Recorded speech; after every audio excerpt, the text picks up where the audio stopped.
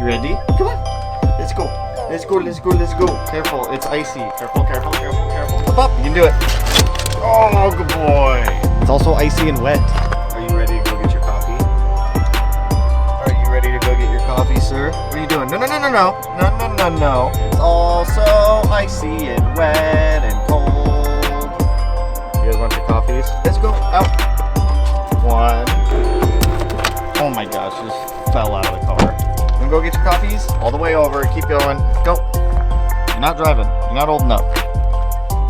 So I got the call from the machine shop that our heads are done for the WRX. Thank God, because they said they might not be open today. So let's go get these heads. Let's put this thing together for this WRX, so that way we can at least have an engine back. But maybe put it in the car today. No, because we gotta do valve lash and everything like that. At least we can get that figured out. All right, sir, you're in charge of guarding the cylinder head. So we have our cylinder heads back from the machine shop for the WRX. That means that we can go ahead and start assembling these things, get them bolted up onto our engine, start measuring valve lash, getting buckets ordered, or playing bucket mix and match from the ones that I have here to figure out what sizes we need to get our valve lash set accordingly. I believe off the top of my head for these Kelford 272s, intake is 10 thou, exhaust is 8 thou, or it could be flipped 8 thou on intake, 10 thou on exhaust. We'll figure it out. It's not a big deal. So I've made a plethora of videos on how to assemble heads, so I'm gonna run through this real quick with you guys because there's some other stuff I want to get knocked out today too.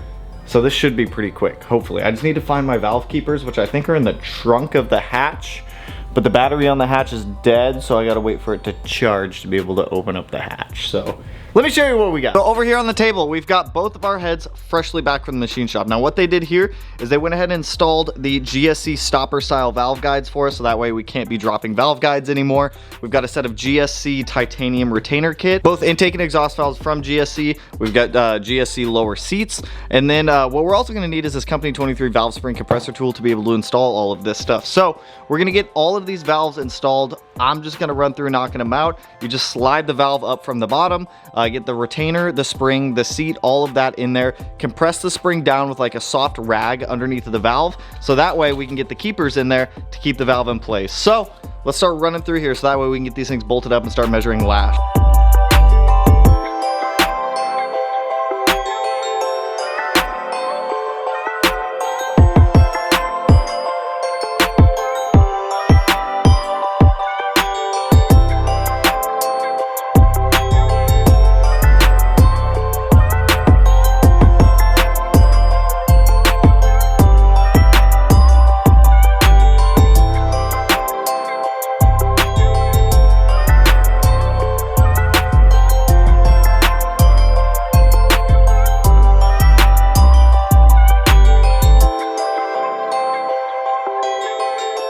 Our heads are built now, so we've got valves, springs, retainers, all the good stuff in here, titanium bits and whatnot. So now that we've got both of the heads assembled, we're gonna go ahead and get them put on the engine. So I'm gonna go through here, clean off this surface with some brake clean, take out the head studs. I only put them in there temporarily. Take out the head studs, get the head gasket set on there, and then get the center two head studs back in, slide the engine down, and then get the outer ones on. We'll start torquing them down. Now, coming back to this, because I know this can seem scary, like building your own heads and whatnot like this. I promise it's not. Like, you can do way more stuff than you actually think you can. Like, I remember the first time I did this, I was petrified. I was terrified to put heads together. It's really not too bad after you do it. As long as you have the proper tools, like the Company 23 valve spring compressor tool, it'll make this like a million times easier. And I know one thing that a lot of people struggle with is the valve keepers. What I found to work the best is a set of these little like screwdriver guys and a set of tweezers. Just cover them in assembly lube, and then once they're covered in assembly lube, they'll stick to the valve, so that way you can get them to where you need them to go. So go ahead and toss these on here. I'm just probably gonna time lapse through this first one,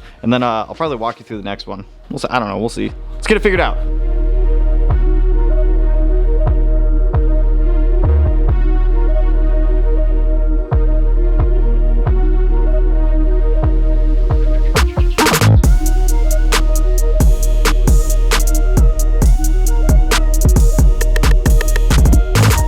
Look at how good that looks, man. We got one head on here. Now I had to call Josh and ask him because I've never used these head gaskets before.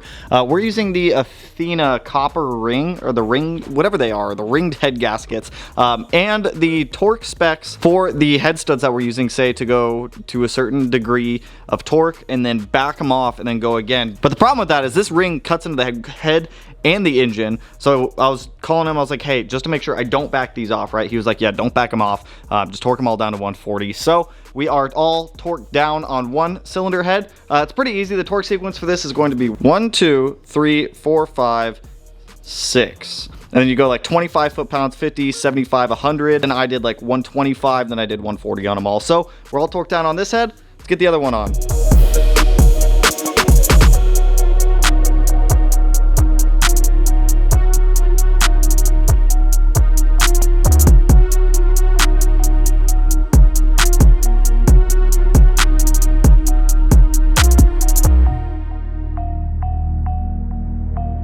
Now that we've got the motor kind of built, we need to figure out valve lash, and this sucks because this takes forever to do. Especially, I only have one 438 bucket right now, so when I say 438 bucket, these are all different size valve buckets for Subarus. And funny thing enough, none of these are really going to work for what we're doing because we didn't tip the valves, which means we didn't grind off any of the top of the valve.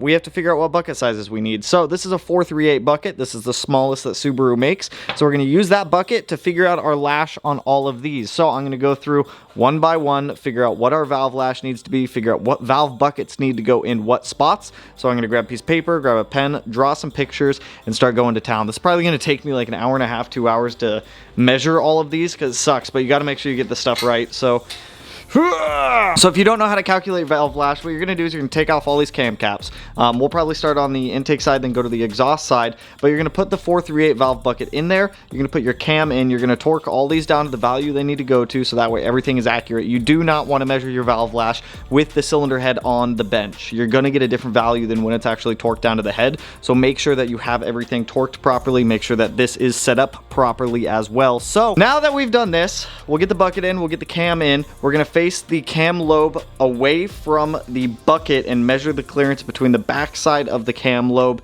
and the bucket, and that's going to be our clearance. So I'm gonna go through, do some math to figure out all these measurements. We should be solid, and I'll get these buckets ordered tonight.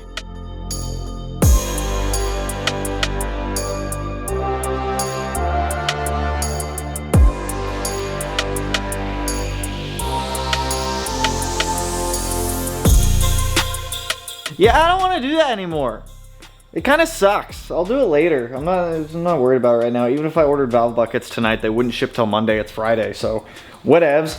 I'm going to do some more fun stuff. We're going to start bolting some of the accessories up to the engine to start making it look minty again and to make it look like an engine again. So let's do that instead, because like, to be honest, this isn't fun. This sucks. I don't like doing this. I'll do this off camera, or I'll do it in a different video. I don't care. I just don't want to do it right now. So let's start making that actually look like an EJ now. Let's get the exhaust manifold. Let's get the cool stuff on there.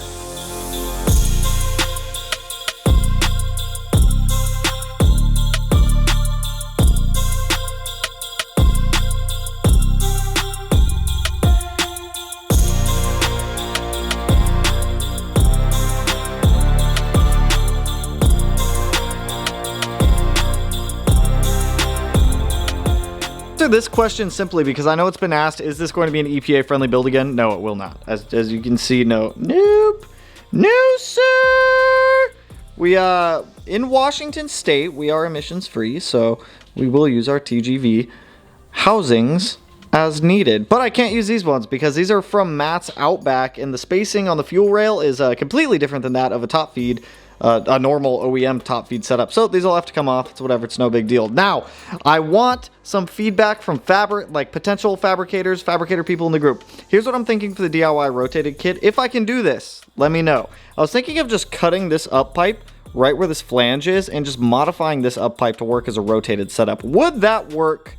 Or would it not work? Obviously, we'd have a support coming off the up pipe to probably like right here, just to keep it to where it needs to be. It's already got a flex joint. It's already angled most of the way. We'd probably like cut it here, add like a bend, and then have it come up, have our turbo sit like right here, rotated off to the side. Because I've got all this material that I already went ahead and like purchased to be able to do this stuff. So let me know if you think that'll work. I have a feeling it'll work, but I've also never done this before. So if it won't work, let me know now, so that way I don't spend too much time or money kind of trying to modify this thing rather than just making my own. So Just kind of let me know what you guys are feeling on that one. Because what I can do if I have to make my own is I'm obviously gonna, I think I'll make the up pipe off of the car, or out of the car, and just make it off of this, because I can put the stock up pipe bracket on here. It's kind of like a jig, so that way I know where the up pipe needs to go. But let me know your thoughts on that one. Got our exhaust manifold permanently put back on.